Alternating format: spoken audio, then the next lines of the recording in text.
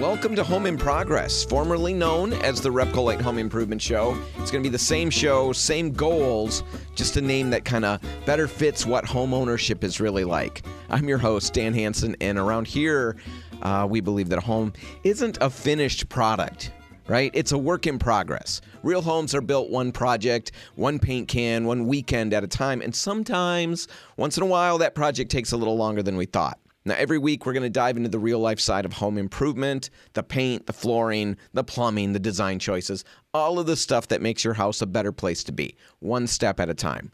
This week, we're starting off with a conversation about backyard smokers, what they are, why they're addicting, and how to get started. Then we'll be talking about the best paint colors for north-facing rooms. We'll go over some tips for painting outside in the extreme ridiculous heat that we're all dealing with. And then we'll wrap up with a surprisingly satisfying case for hanging your clothes out to dry. Home in Progress is proudly brought to you by Repcolite Paints and Benjamin Moore, offering top-tier paint, expert advice, and the tools to keep your projects moving forward. Let's get started. And the place that I want to start this week is Father's Day a couple of weeks ago. And I want to start there because on Father's Day this year, I received a smoker as a gift. And when I first got it, I was super pumped about it. I guess I still am. But after unboxing it, setting it all up, and then standing there looking at it for a good 15 minutes or more, I realized something important and intimidating. I don't know what I'm doing at all. Completely clueless when it comes to smoking meats. So I figured I would use this opening segment as a public service announcement for anybody else out there who's just starting out with smoking meats, or maybe thinking about getting into this hobby, this money sink that it turns out to be. All right, let's start with the basics. What is a smoker? Well, it's not a grill. It looks kind of like a grill sometimes, but it's not a grill. It's kind of a low and slow oven that cooks food using indirect heat and smoke. That smoke's important. That's a big part of it. That's why it's called a smoker, and it infuses flavor into the meat. And that low temperature that you're cooking at, usually, somewhere right around 200 to 275 degrees, that low temperature gently breaks down tougher cuts of meat. Now, with a smoker, you're not flipping burgers. You're not opening it up and, handling the food a lot and doing a lot of work like that. You're basically gently nurturing, babying pork shoulders, ribs, briskets, sausages, all of whatever you're using over the course of hours, plural. This is not a quick 15 minutes on the grill and you're in the house again. This is hours. It's the long game. And I really didn't understand that entirely until I started researching, and I saw people talking about 10-hour cook times like it was no big deal. We shall see. I live a life of rapid decisions, rapid movement. I'm a go, go, go kind of person, and I'm going to see how I do with multiple hour cook times like this. We'll find out.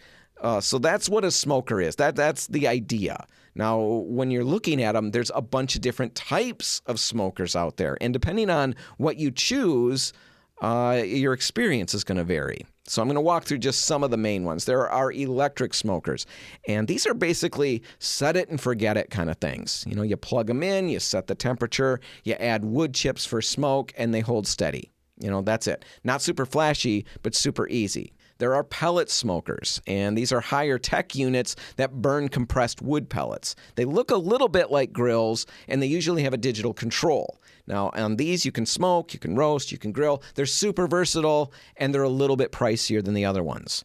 Charcoal smokers, that's another option. This is what I've got. These are more hands-on. You're lighting charcoal, you're managing airflow, you're watching temperatures, all of those things. You get a great smoke flavor. One of the better ones, if not the best one, there's debate out there, but people really like these. But you do need to babysit these more than electric or the pellet units. All right. Offset smokers, another option. These have the firebox on the side and the main cooking chamber to the left or the right. They look classic, and they're the trickiest to master. Basically, you're trying to understand how to manage your fire, your fuel, and your airflow, and that's all crucial to making this work. So they're a little trickier in that regard. Kamado grills. Just think the big green egg things. These are ceramic cookers. They hold heat like a dream. You can grill or you can smoke on them. They're heavy duty, but they do take a little bit of time time, to learn how to maintain that temperature steadily. Just a little bit of a learning curve with those. All right, so those are the smokers, the different types of them, but that's only the beginning. Once you acquire that, you're not done. Now you need tools, and there are a lot of tools that you can acquire as you fall into this rabbit hole that is this hobby. Like I said earlier, it's a money sink. I'm not just throwing that word out there. And sometimes money sinks are great. We find hobbies. I fell into guitar, and that's also a money sink. And it's a wonderful money sink. I recommend it to everybody out there. I think this is that same type of thing. So there are a ton of tools that you can buy. And the price ranges are all over the place. But I've compiled a list of tools that every beginner absolutely needs. So this is your go-to, gotta-have list. You can add to it, but these are the must-haves. First thing, a good digital thermometer. Because that one that's built into the smoker, everybody online says those are usually way off. So you want a probe that reads the internal temperature of the grill accurately. You're also going to need a thermometer for the internal temperature of the meat. And preferably, you want one that you can leave in while it cooks. There are a lot of wireless ones. They'll actually communicate with your phone, and you can just sit wherever with your beverage and watch your phone and see the temperature of everything you're cooking. You can get some that will report, that have 2 prongs, and you can record or report the internal temperature of the smoker and the internal temperature of the meat, all back to your phone on the same interface. So a lot of different options out there. Some are crazy pricey, but many are reasonable, and they're well reviewed. So dig into all of that. Get the recommendations that are out there. Another thing you're going to need, heat-resistant gloves, because surprise, pulling a pork shoulder out of a 250-degree smoker isn't a job for oven mitts. So heat-resistant gloves. You're going to need a spray bottle, a little mister. I'm a little mister. So that's not right. You need a spray bottle. You've got to mist the meat during the cook to keep it from drying out sometimes. Some folks use apple cider vinegar. Others use apple juice or broth, but you definitely need that little spray bottle. Aluminum pans. You're going to use these for water trays, for grease collection. Just resting the meat. It gets tired. No, resting it is a very specific part of the process. I'll talk about it briefly at the end, but you'll use these pans for that, and they'll make cleanup way easier. You're going to need tongs, a grill brush, and foil. These are obvious, but you really can't have too many of them. And people use that foil in the drip trays and stuff like that, again, to make cleanup easier. You're going to need wood pellets or chips, depending on the smoker type. You got to figure out which one of those two you need. Pellets for pellet smokers, chips or chunks for electric and charcoal smokers. But this is where the smoke flavor and all of that comes from. So you'll need those. And of course, if you've got a charcoal smoker, you're going to need a chimney starter and good charcoal. Something without additives, preferably. All right. So as I acquire the supplies, the next question that comes into my mind is, what in the world should I cook first? Well, of course, I'm tempted to want to try something like brisket right off the bat. It sounds awesome. But no, the entirety of the internet says don't start with brisket. It's apparently like the souffle of smoking. Instead, there are a wide range of beginner-friendly foods that get recommended instead. So chicken thighs, that's a really good thing to start with. They're cheap, they're forgiving, they're good, they taste great. Sausages or kielbasa. Low effort, high reward. Pork shoulder. It's great for pulled pork. Takes a long time. That's the downside to that one. But it's hard to mess that one up. Smoked mac and cheese. I didn't even know this was a thing, but apparently it's amazing and not terribly difficult. Ribs. These are a little more advanced, but still, they're doable if you follow a plan. Now, I went with chicken thighs. For my first run, I figure low risk, as inexpensive as, it's relatively inexpensive if I mess it up, and a high reward. They're supposed to be really good. So we'll do that. Now, the next question that comes up, and maybe there's, maybe your questions come up in different order. This is how my questions came up. So I figured out what I'm going to cook. I figured out what kind of smoker to get, all of those things. I got all my tools, but what kind of wood do I use to get the smoky flavor? Because there's all kinds of different woods. I started to talk about that a little bit earlier. Well, here's the gist of it. There's apple or cherry wood. This is going to be sweet, give it a sweeter flavor, and it's going to be great for pork or poultry. There's hickory, strong, classic. It's going to be great for ribs or pork shoulder. Oak. It's going to be more balanced. It kind of works with just about anything. And then there's mesquite, which is apparently more intense. Most people that I ran into say use it sparingly or blend it with some of the other ones. Now, all right, if you're curious about the process, and I needed to know what the process is going to look like. When I hear that it can take hours, I need to know what exactly that looks like. Does it mean I'm glued to the smoker in the backyard for hours and hours on end? How am I going to pass my time? Or do I get to wander around and do other things and just pop in, pop out? Do I get to do it that way? Well, if that's you, if you need to understand how it's going to look like or what it's going to look like before you jump in, I've got a simplified version of the process, and it's really taken from the perspective of smoking chicken thighs. Different meats are going to have different requirements for what you need to do, and it'll take different amounts of time. But this will still give you an idea of what the whole process looks like. All right. So first step, you need to set up your smoker for indirect heat. So get your charcoal going on one side of the firebox, put a water pan on the other side to kind of help regulate temperature and moisture. Then you're going to preheat the thing to around 250 degrees. That's your target cooking temp. So you'll add wood chunks, apple wood, cherry, hickory, whatever you choose. And you do that after you got those coals ready. All right, so while that's heating up and getting ready, you're going to prep the chicken or whatever meat, but in this instance, it's the chicken. So you're going to pat the thighs dry, you're going to season them with your favorite rub, and then you're going to let them sit as that smoker stabilizes and gets to temperature. Once that's set, you're going to smoke everything on low, and you're going to smoke it slowly. So put them on the cool side of the smoker, skin side up, let them cook for about 1.5 to 2.5 hours. Until the internal temperature of the chicken thigh reaches 180 to 185 degrees. So you let that go for an hour and a half to 2 hours, maybe 3 hours. And what you're doing in that time frame is you're watching your phone to see, if you've got the digital thermometer that reports to your phone, with Bluetooth. You're checking the temperature, the internal temperature of the chicken thighs, and you're making sure that the temperature in the cooker stays right around 250 degrees. So you might need to pop in and add some coals, add wood a little bit to just keep things moving. You don't need to be glued to the thing. You get to wander around and do other things and just keep popping in and out. All right. After the 2.5 hours, 3 hours, when it reaches that 180 to 185 internal temperature on the chicken, basically you open it up and check it out. If the skin isn't crisp yet, and if you want it to be, this is optional, you can finish them over the hot coals for a minute or two per side just to get them a little crispier, all right? Then you need to let them rest for 5 to 10 minutes, and that resting thing, we're going to talk about that in a little bit. You let them rest, and then you dig in. And that's it. 2.5, 3 hours. Your first smoke is done.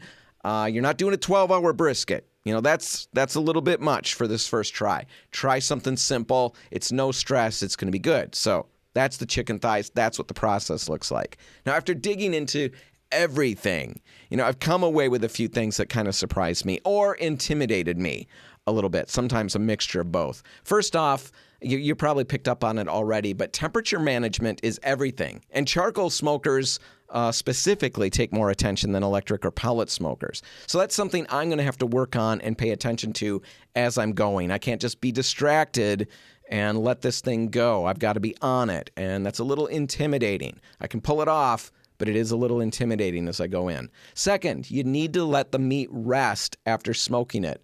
And I mentioned this earlier. I'm going to explain it just a little bit here because it's important. And I'd never heard that concept before until I dug into this. I was all about me resting, but I didn't know that the smoked meat needed to rest. But it's very important.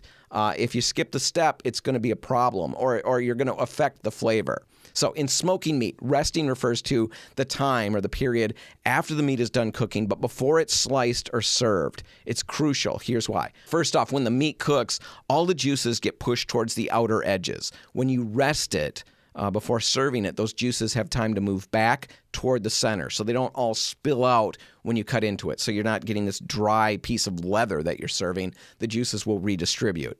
The texture improves. It's another thing that resting does. It helps the meat firm up a little bit, makes it easier to slice, and gives you a better final texture. Also, the temperature stabilizes. That internal temperature usually rises a few degrees during the first part of the rest, and then it starts to cool after that. This helps finish the cooking process gently. All right, so that's something else I wasn't aware of. A little intimidating. I've got to get that figured out. There's a lot of different ways or times to let the meat rest depending on the meat that you're smoking. So look into that, and there's different ways to do it. Sometimes you just leave them out. Sometimes you wrap them in something. Sometimes you build a little. You're going to need to just look into it specifically for the meat that you're smoking. So dig into that. Don't forget about the resting. All right, another thing that was intimidating is that a lot of people who really get into this keep a notebook. You know, they log what they cooked, what wood they used, what temperature they hit, how long it took, and that helps them dial in their process over time.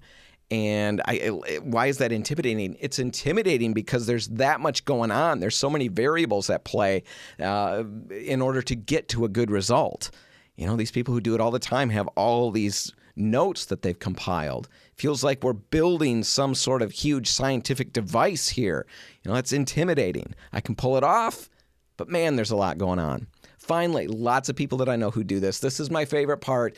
Lots of people that I know who do this talk about their failures. You know, they talk about their successes too, of course, but they're not shy about the failures. You know, failure or less than stellar results. That's all part of the process. You know, it's part of learning the skill. You know, and I like that. That's a pleasant surprise to find out that failure is always an option because when you're me, failure is always in the cards. You never know when it's going to come up.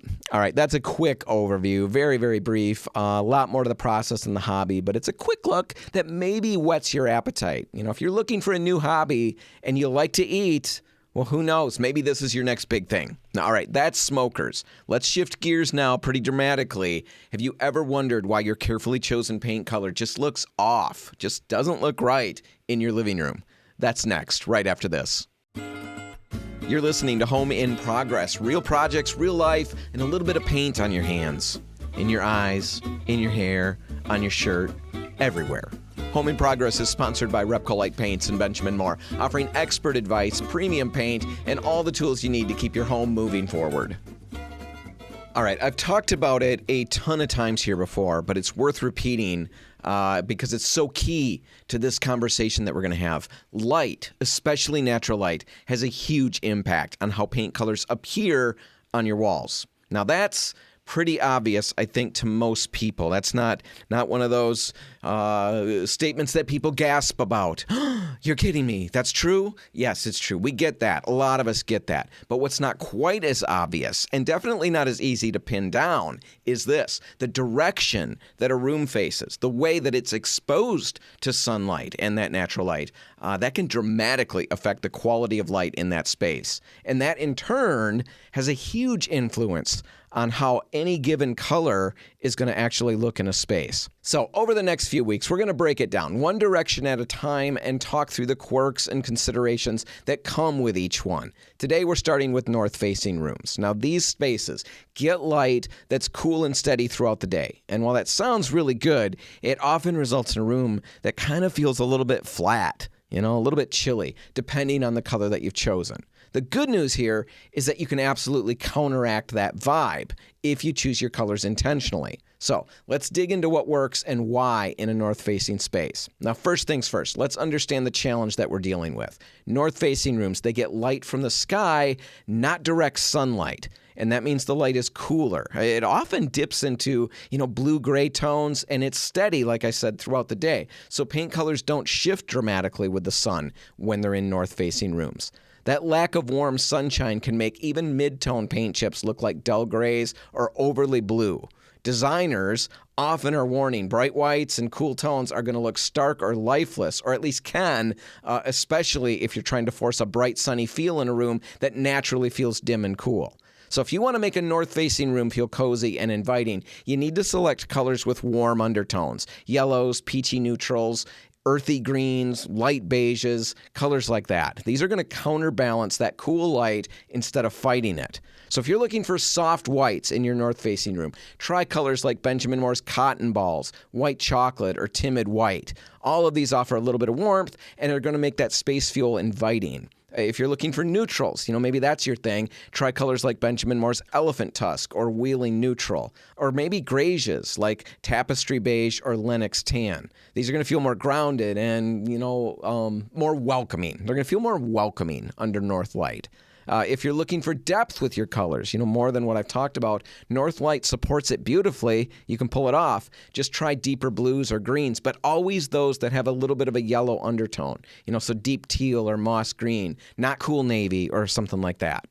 If you really want to infuse the space with a little sunshine, really try to warm it up. Peachy-pinks, creamy yellows, warm apricot tones, colors like Weston flax, head over heels, and satchel. All Benjamin Moore colors. They're going to bring a bit of a glow that combats that natural coolness. Now, I know I just reeled off a boatload of colors really quickly.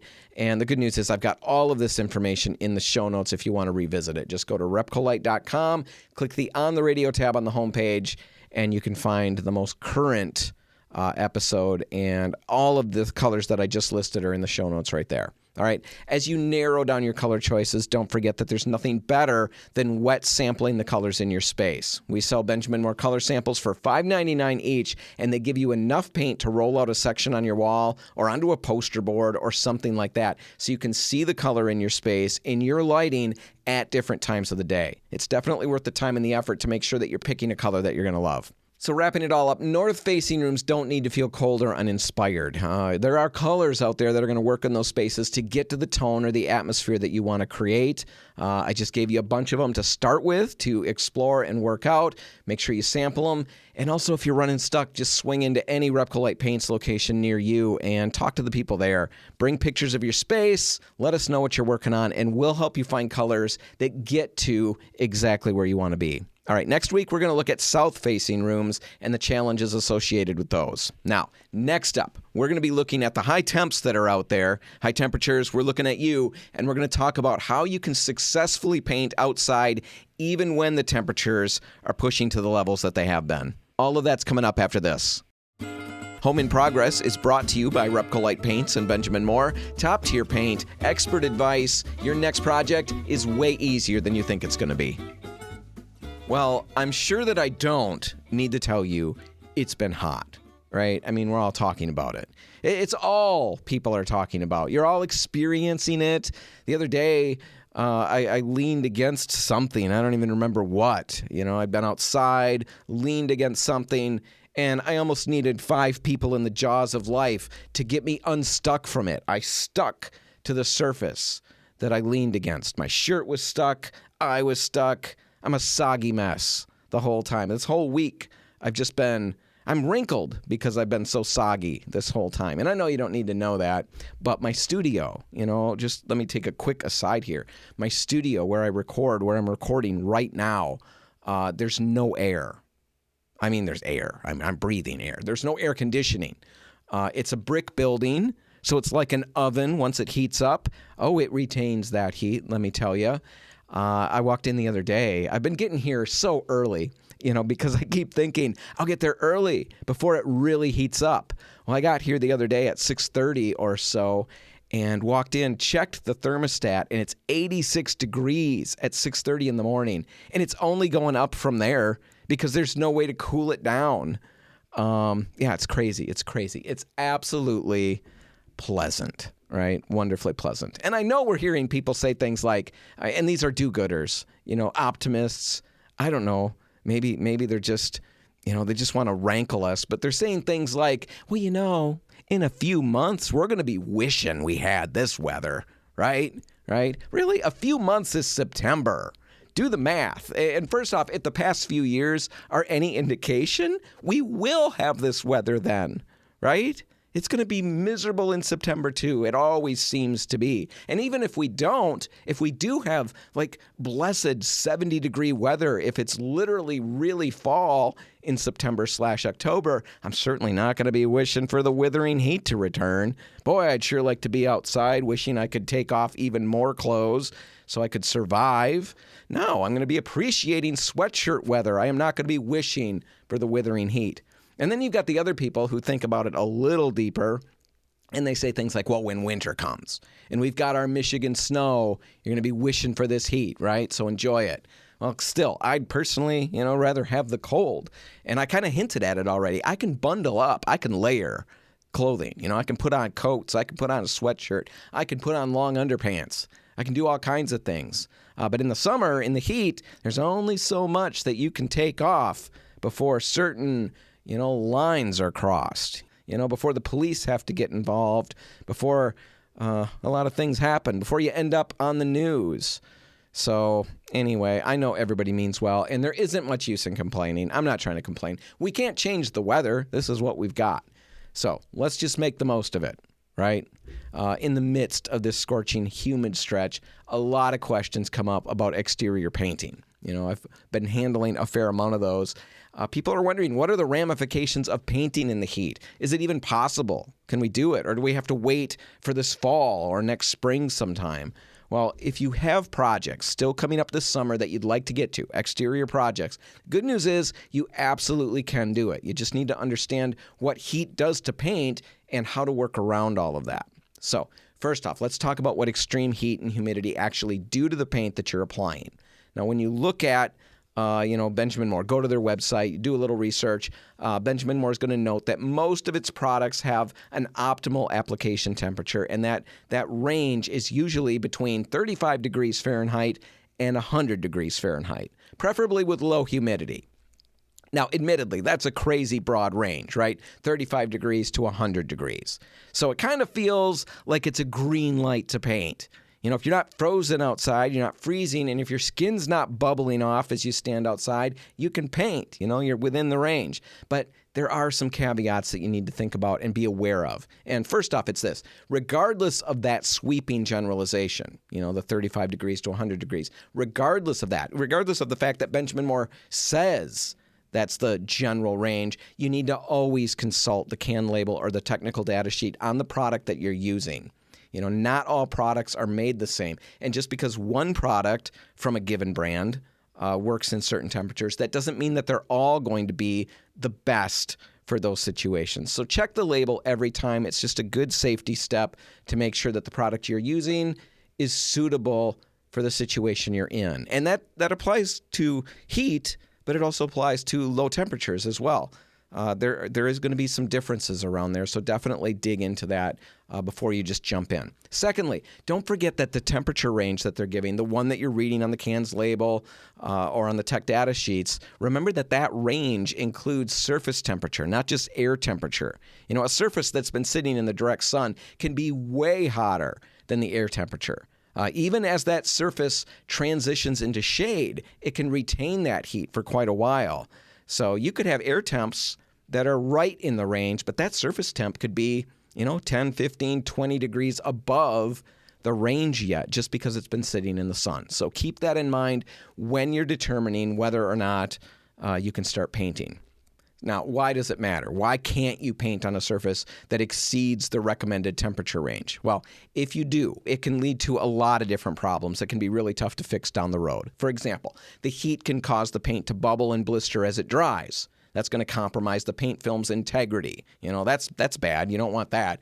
The surface can be so hot that it causes the paint to dry really quickly, and that can make it difficult to blend the edges together as you're working. You're rolling, and you come back with the next row, or whatever you want to call it, the next swatch of paint that you're rolling on, and that first one that you rolled just minutes before can already be starting to dry if that surface is too hot. And rather than having a wet edge that you can blend right together with the new paint that you're rolling on, you end up with dried areas, and it makes it very tough to blend these things together. You end up with lap marks, and it's really a pain in the neck to try to fix down the road. Not an easy fix at all once that starts happening. So you don't want that, all right? Also, the paint may dry unevenly, and that can lead to a finish that's not smooth and consistent. So shiny spots, flat spots, dull spots, it just doesn't look nice. That can happen. The quick drying can also lead to poor adhesion, and of course, that's going to shorten the lifespan of the paint job. There are more things that could go wrong, but really those should be enough to make you want to do it right. So how do you do that? How do you do it right? The simple answer is to do what the professional painters do and chase the shade. Start early in the morning before the surface heats up, when the dew has burned off at least, but early enough before it really heats up. And then as the day progresses, just as much as you can, work your way around the home, staying in the shade as much as possible. If you want to be extra safe as you work, before you even jump into it, go ahead and pick up an infrared thermometer. These things look like radar guns. You can measure the surface temp just by pointing at it and then clicking the trigger. They're cheap. Crazy cheap, really, for what you're probably thinking. I think you can find them for $30. You can find expensive ones, but you can find one that will be adequate for $30 or so, and you can scan the surface temperature easily, from wherever you're sitting, from a place of comfort. You can scan that surface temperature before you even get up to go out and start gathering your tools, and you can decide if it's good enough for painting or not. So do that. If it's within the range, the recommended range for your product, then go for it. If it's not, if it's too hot, don't start. All right, another thing, and this one's obvious, but don't forget that the heat isn't just tough on your paint. It can put a strain on you as well, right? And not just make you bitter and grumpy, but it's not good for you. It can actually be unhealthy.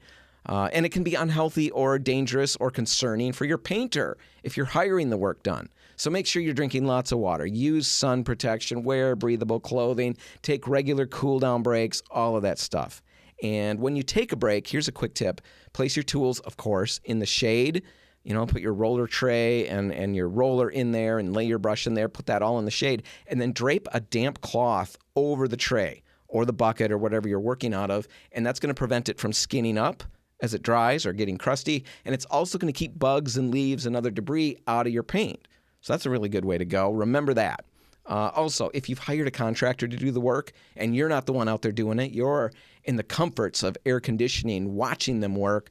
If that's your situation, I can guarantee you that you will be a rock star among people if you take some steps to provide your painters with a shady area to take their breaks, whether that's umbrellas, whatever you've got, patio umbrellas, stuff like that. If you've got big trees, great. Maybe keep cold waters in the fridge, break them out from time to time. Nobody's going to say no to that. Gatorades that are cold, that would be wonderful. They'd love it. If possible, even offer them, the use of an indoor space with air conditioning if, like I said, if that's possible in your situation. Last thing is to be sure that you pick products that are designed to function in weather like you're working in. If it's colder or if it's hot, make sure that you're getting products that are designed for that. The best product that you can afford that's designed for that. Buying cheap or inferior paint just isn't worth it. Putting the paint on, think about it this way. Putting the paint on to that surface, that exterior, if, that's what you're doing, that's what we're talking about. So let's say you're painting your house. Putting the paint on takes the same amount of work, whether it's quality paint that's going to last and last, or whether it's cheap paint that's going to fade and struggle quickly. It's not worth trying to save a few bucks or even a couple $100 only to end up with paint that doesn't last beyond a few years. You're going to spend a lot more time and money trying to fix a cheap paint that failed than you would have just by spending the money on the good stuff right off the bat. Paint isn't all equal.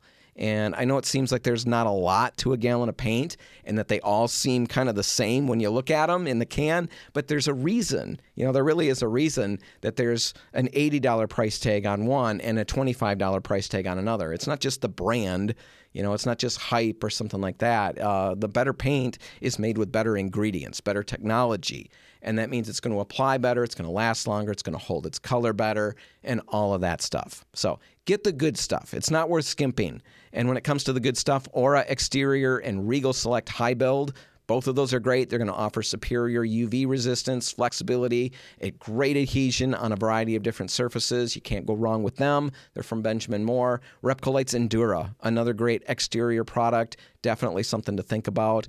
And then there's Benjamin Moore's Element Guard. Now, Element Guard's a newer product, and it will work in cold temperatures as well as extreme heat. But its main claim to fame is that it's rain ready in a single hour, which means if you paint with Element Guard and then we get a pop-up shower, just an hour after you painted, the paint film is going to be unaffected. Even a driving rain won't hurt Element Guard after just an hour. Now, my son, he is working, this is his second year, he's working on a painting crew, doing exteriors, and they were working last week in Grand Rapids. And he came home, and he told me about an unexpected rain shower that came out of the blue, caught them all by surprise. And it was literally like a Benjamin Moore commercial because the crew leader told everybody as they're waiting out the rain that they were fine, not to worry about it, because they were using Element Guard. It was kind of fun to hear. They were all worried because they just accomplished a lot of areas that they painted that they did not want to have to get the ladders out and do again. So they were asking, are we going to have to redo everything? And the guy said, hey, don't worry about it. It's Element Guard. You're good to go.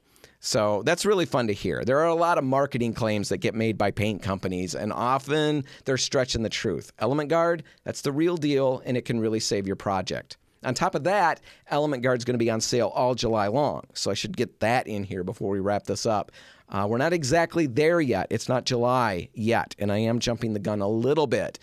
But if you do come into Repcolite starting July 1, you can get Element Guard for about $45 to $50 per gallon, depending on the finish that you pick. You're basically going to save $20 for every gallon. The sale is going to run all July long. Now, it's not going yet. I've said that, said it a couple times, but it's going to start next Tuesday. Heavy summer heat and humidity don't have to doom your exterior paint job, but they do demand smarter planning. With the right products, the right schedule, a little bit of patience, you can keep your home looking great all summer long. Now, if you've got an exterior paint project on the horizon, stop out at Repcolite and let us help. All right, we're hitting the last segment here, and I'm sure everybody out there is sitting on the edge of their seat, waiting with bated breath for the conversation about clotheslines. Well, the good news is it's coming up right after this. And the better news is that it's really worth the wait. This is Home in Progress, where the to-do list is long, and that's all right. We're not crabbing at you. We're not going to yell at you. That's how it is. It's how ours is, too. It's proudly supported by Repcolite Paints and Benjamin Moore, because home projects are easier when you've got people you can trust. Well, I've got loads, boatloads of great memories from my childhood, a ton of them. But one of them that really hits hard is kind of weird. It's the clothes on the line in our backyard. It was always Mom's thing. We had a pool, and we spent most of the summer in the pool. And I remember swimming around and seeing Mom pinning clothes on the line, doing all the work while we're all hanging out in the pool and kicking around and laughing and having fun. Not Dad. Dad was at work. Except on the weekends, then Dad joined us and left Mom putting clothes on the line. But after swimming, I remember running to the clothesline and then yanking off a warm towel. I loved that. I remember the sound of sheets flapping, on the line in the breeze. I sometimes made tents out of the sheets, and that could get me in trouble if I wasn't careful and if I got them dirty, but it was worth it. It was a ton of fun. And it wasn't just Mom doing it. Everywhere we drove when I was growing up, there were houses with clothes out on the line. I remember pulling into Grandma's driveway at her old farmhouse and seeing 3 or 4 lines full of laundry, hanging there. Great big underpants flapping in the breeze. Sometimes Grandma was out there with the laundry basket waving at us. Those were really good memories. Pure nostalgia. The nostalgia is pure with that one. Anyway, hanging clothes on the line. For a lot of us, that's something that we haven't done in ages, if we've ever done it. Maybe our parents did it, maybe our grandparents did it, maybe the neighbors all did it. But are you taking advantage of this crazy old technology, this grandma tech, to dry your clothes? Maybe you should be. And I think when we're all done talking, I'm going to have converted a lot of you. So if you're thinking that there's no way you're going to get interested, let's just find out, all right? And it's not just about saving a few bucks on your electric bill, although that is part of it. So that's a big part of it. A little part of it. Let's not say it's a big part of it. Here are a bunch of different reasons why it's worth thinking about. First off, your clothes are going to last longer when you hang them out to dry.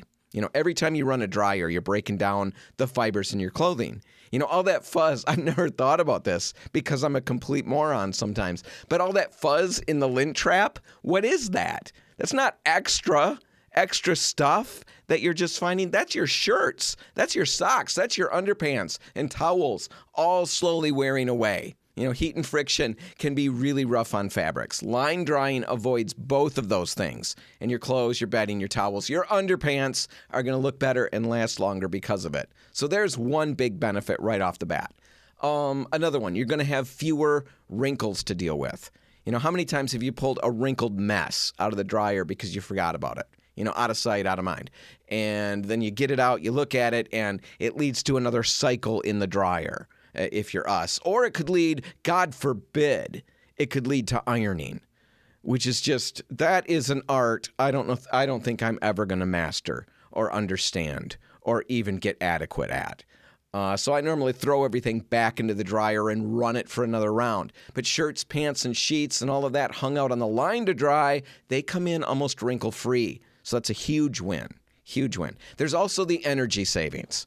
All right, appliances, they account for, something like 13 to 14% of your household energy use. And the dryer is one of the biggest offenders. It's just sitting there, sucking up energy and running up bills.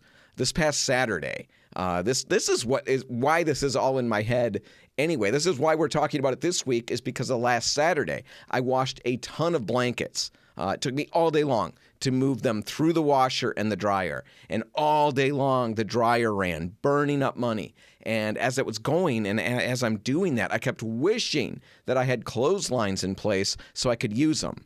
Now, if you like the idea of saving energy, saving a little bit of money, keep in mind that during the spring, summer, and fall, the sun is a free and incredibly effective dryer. Even on partly sunny days, breezy days, it's going to get the job done. So think about that. Another one, the convenience of drying clothes on the line might surprise you. You might think it's going to be inconvenient because it's old tech. The dryer is more convenient. Well, large items, sheets, blankets, towels, they're easier to fold after they've been on the line drying because they're not twisted or bundled up like they are when they come out of a dryer. And more importantly, you can often hang more at once than your dryer can handle.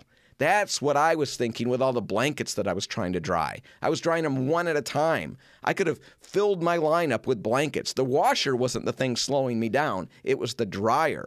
If I could have gotten those blankets out onto the line, I'd have been golden. So with the right setup out there, you can actually move through your laundry day faster by using the clothesline to dry your stuff. All right, another overlooked benefit. Dryers heat up your house, even vented dryers. Depending on the cycle, a dryer can emit temperatures over 120 degrees. Now that's okay in February. Maybe it's even good to some extent. But in July, it's just making your air conditioner work harder and harder and harder. It's driving up your cooling costs. And even more important, it's making us sweat more, right? Hotter house, you're sweating more. And what happens when you sweat more? Well, you're putting it all into your clothing. And when your clothing is full of sweat, you got to wash it more often. And then when you wash it, remember what happens? The heat and the friction, they're beating it up. So we're actually tearing our clothes apart. It's a vicious cycle. If you just get them outside on the line, all of that stops. Some of that stops. I'm being a little dramatic there, but I think you get the point. Line drying, another benefit, reduces your risk of dryer fires, right? Because you're not running the dryer as much. Dryers are one of the more common sources of household fires. It's caused by the lint building up, and we just don't get that out, and not just from the lint trap, but from the ducts themselves. Hanging your clothes out on the line, it's going to cut the risk down dramatically. It's just one less thing to worry about. And don't forget about this last one that I've got. Last benefit of drying the clothes on the line, the sun is a natural disinfectant and deodorizer. Ultraviolet light, it kills odor-causing bacteria, mold spores, even some viruses. And it's not just hype. Sunlight really does, remove smells, eliminate smells that your dryer can't. Some musty towels, sweat-soaked gym shorts, or shirts. I guess I didn't need to say shorts. That made it grosser than it needed to be. Stubborn organic stains, things like that. Sunlight gives you, a natural chemical-free boost at getting those smells out and stains out and all of that. And combining it with the fresh air, it's going to help all of the things that cause bad smells to dissipate faster, to just move away quicker. So bottom line, dryers are going to mask odors with heat and softeners and all of that stuff. Sunlight is actually going to help eliminate them. Okay, so with all of those benefits, and that's a lot of good stuff, what's stopping us? Why aren't we all rushing out to the store right now to buy clotheslines and armfuls of clothespins and all of that? Well, real life is stopping us. We're cynical. We've seen things. We've been around the block. We know that it's not all, it's not all sunshine and daisies when it comes to clotheslines. There are bugs and birds, dusty days, and more. A lot of reasons why I might not want to put my clothes outside to dry. Well, the good news is, while there are a bunch of objections, there are a lot of answers to those objections. And let's just work our way through a few of them. And let's start with space. Not everybody has a big backyard, right? That's a pretty good objection. I don't have space for this. I don't have a spot where I can permanently set up poles and clotheslines, in my yard. Well, that's actually not a problem. There are a lot of different options out there for small yards. Or if you literally don't have yard space, there are options that you can use indoors and still be hanging up your clothes to dry. So retractable clotheslines, that's one way that you could go. They'll mount to a wall or a fence or a post or whatever, then it pulls out, it's retractable. You know what that means. Pulls out, you snap it to another side, you can use it when you need it, and you just zip it back in place when it's not in use. So retractable clotheslines, that's one way to go. Umbrella or rotary drying racks. We've seen these. They're foldable, they're relatively compact. Some models, you can remove them from their base entirely. They'll spin, so you've got easy access to all sides. They can be installed on just a small patch of grass. They can be mounted in a weighted base. They can be easily moved around. That's another way to go. Wall-mounted folding racks. They'll fold flat against the wall when not in use. They come in metal or wood options. They're great for your back porch, for your balcony, maybe a fence panel. On and on. Basically, don't write yourself out of the clothesline drying gig. There's a solution for every space. Okay, what about allergens? That's another big one. Hanging clothes outside can leave them coated in pollen, especially during peak allergy season, and that's going to make your freshly cleaned laundry, kind of like a booby trap. You're going to be all puffy and sneezy and all of that just because you tried to follow my advice and hang your clothes on the line. How do you deal with that one? Well, to reduce the risk, try hanging your clothes out earlier in the morning, before pollen levels start to climb. And you can also, by all means, we've all got phones with 8 million apps on them, and lots of those apps, at least half of them, seem to be weather apps. And on those weather apps, you can get your local pollen forecast, and you can aim for hanging your clothes out on lower count days. That's another way to go. If you're still concerned about it, you could dry indoors near an open window or with a fan to kind of mimic that fresh air feel. And if you've got a screened-in porch or a sunroom, that's kind of a great middle ground. You can get the fresh air moving through and still minimize the pollen. So I can't completely solve the allergen problem, but it can be minimized. All right, what about birds? Birds are a concern. They wait for us to wash our cars, and then they do their thing on the clean cars. And you can bet if you put your clothes on the line, they're coming for them too, right? Well, not necessarily. Or if they do come for them, you can deter them. You can get them to go away. First off, and this is obvious, but people really do mess this up all the time. First up, move your bird feeders away from your clothes drying area. Don't bring the birds in with food and then be surprised when they stay to use the restroom.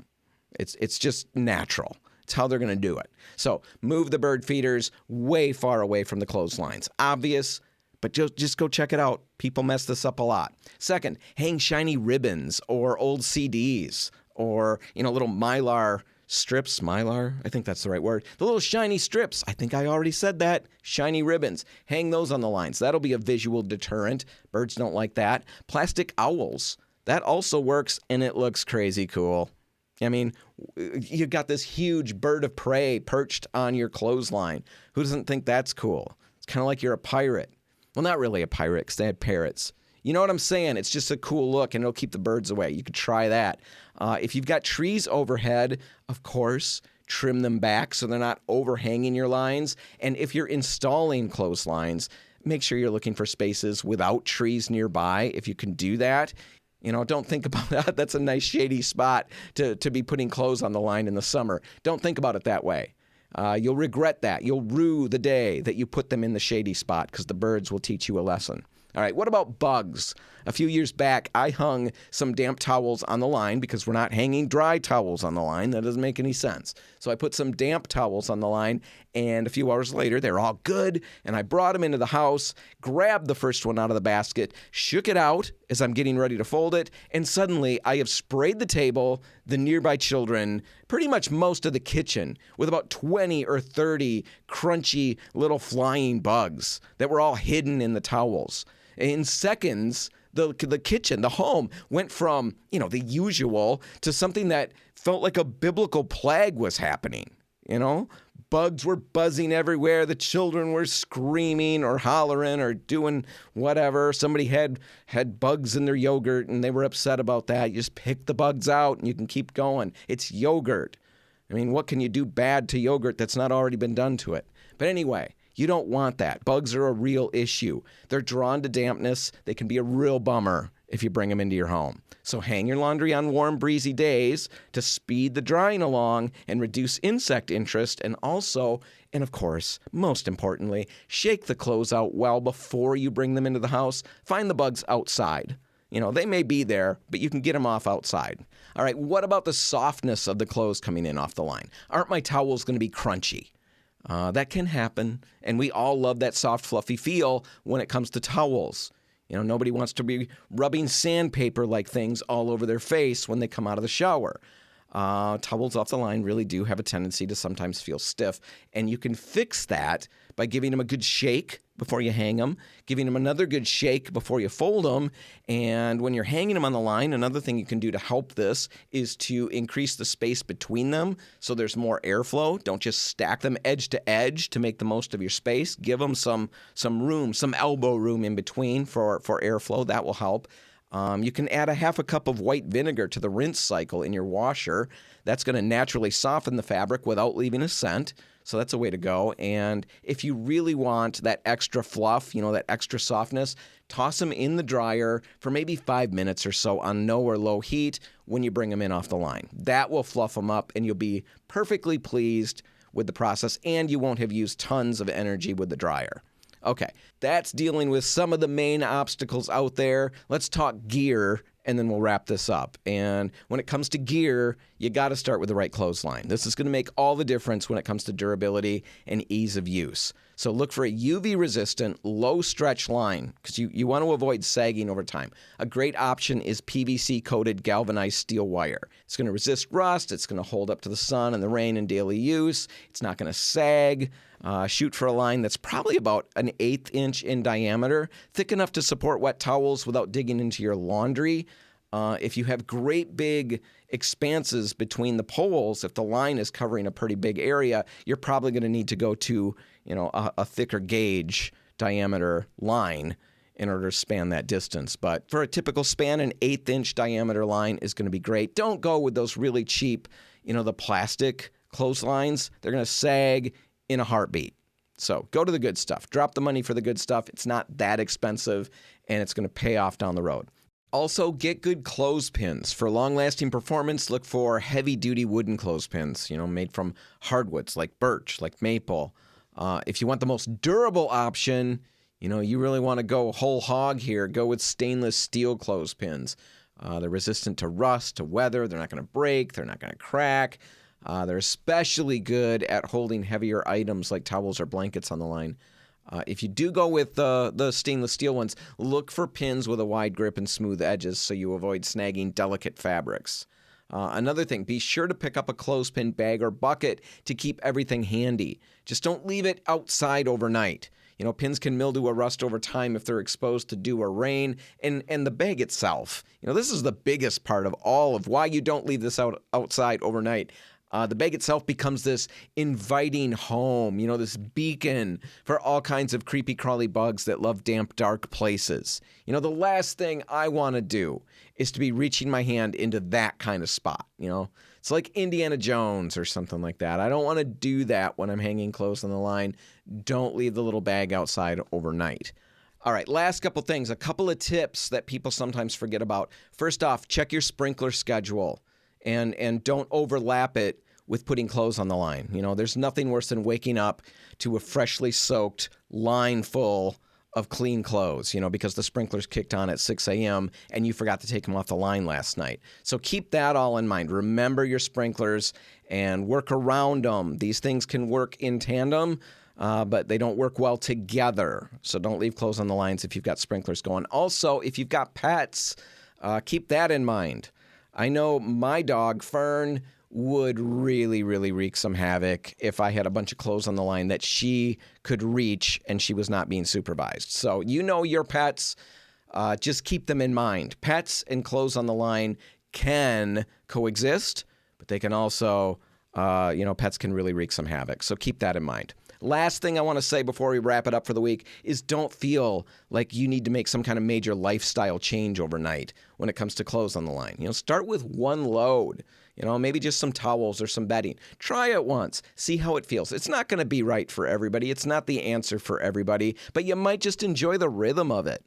Kind of slows things down in a good way, speeds things up in another. You can get a lot more on the line than you can cram into your dryer. The clothes smell fresher. Your dryer gets that break. It's going to last a little longer. Power bill maybe goes down a little bit. House stays a little cooler. You get to be outside a little more in these wonderful, wonderful 90-plus degree days. Who wouldn't want more of that? Anyway, think about it. Let me know your experiences. I'd love to hear from you. radio@repcolite.com is the easiest way to get in touch with me. Yeah, send me your thoughts about anything that I covered in the show this week. All right, that's going to do it. Thanks for spending some time with us on Home in Progress. If your project's halfway done, your garage, it's still a mess, it's calling your name, but you haven't gotten to it yet. Maybe the laundry is still out on the line. You just remembered. Hey, you left it out on the line overnight, and I just reminded you, and you're wondering about the sprinkler schedule and if it's soaking wet.